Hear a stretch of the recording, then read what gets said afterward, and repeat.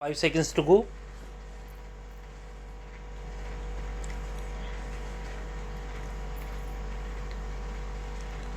Start. It is clear from the discussion made herein above that the said case was not one relating to compounding of offence. Apart from that, the court found that the dues of the banks have been satisfied by receiving the money, and the suits filed by the bank in the civil court have been compromised. The FIRs were filed in 1987 1988, and the investigation had not been completed till 1991. On those facts, the court rendering the judgment in July 1996 felt that having regard to the lapse of time and also having regard to the fact that there is a compromise decree satisfying the bank's dues, there is no purpose in allowing the criminal prosecution to proceed.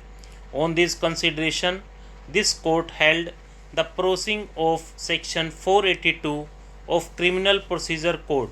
In the facts of that case, the learned judges held that the bank filed suits for recovery of the dues on account of grant of credit facility, and the suits have been compromised on receiving the payments from the company concerned.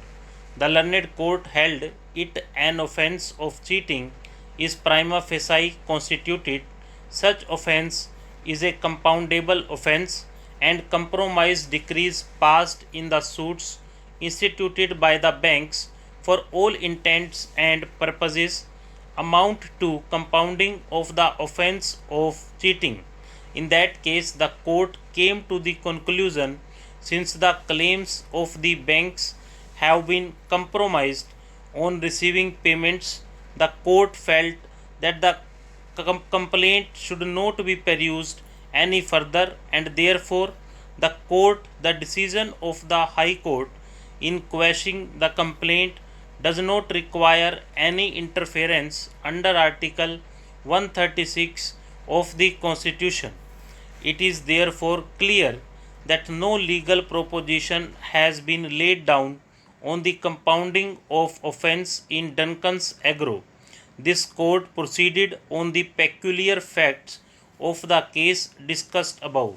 Therefore, the said decision cannot be an authority to contend that by mere sanctioning of a scheme, the offences committed by the appellant company prior to the scheme stand automatically compounded. Reliance was also placed on the decision of this court in the case of CBI New Delhi, reported in 5 SCC 257. In that case, reliance was placed on the decision of this court in Duncan's Agro as such.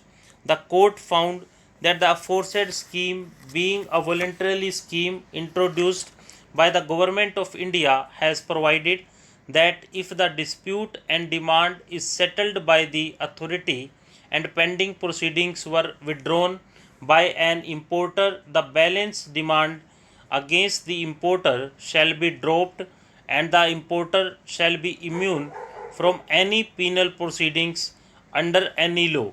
The court also came to the conclusion that under the Customs Act 1962, the appellant have been discharged, and the scheme granted them immunity from prosecution. On those facts, the court held that the immunity which has been granted under the provisions of Customs Act will also extend to such offences that may prima facie be made out on identical allegation, namely evasion of customs duty and violation of any notification under the said act. The court also found on a reading of the charge sheet and the FIR that there was no allegation against the appellant of any intentional deception or of fraudulent or dishonest intention. On those facts, the court held that once a civil case has been compromised and the alleged offence has been compounded, the continuance of the criminal proceedings thereafter would be an abuse of the judicial process. Reliance was also placed on the judgment of this court in the case of CBI and other. In paragraphs 30 and 31 of the judgment, this court held that dispute between company and the bank have been set at rest on the basis of compromise arrived at between them. The court noted that bank does not have any claim against the company. The court poses the question whether the power of quashing criminal proceeding was suffering from some disability. A person to represent the aforesaid category of persons is only competent to compound the offence, and in such cases the permission of the court is statutorily required. Section 324b also reiterates the same principle by providing that when a person who is otherwise competent to compound an offence is dead, his legal representatives, as defined under the Code of Civil Procedure, may, with the consent of the court, compound such offence. Therefore, representation of the person compounding has been statutorily provided in all situations.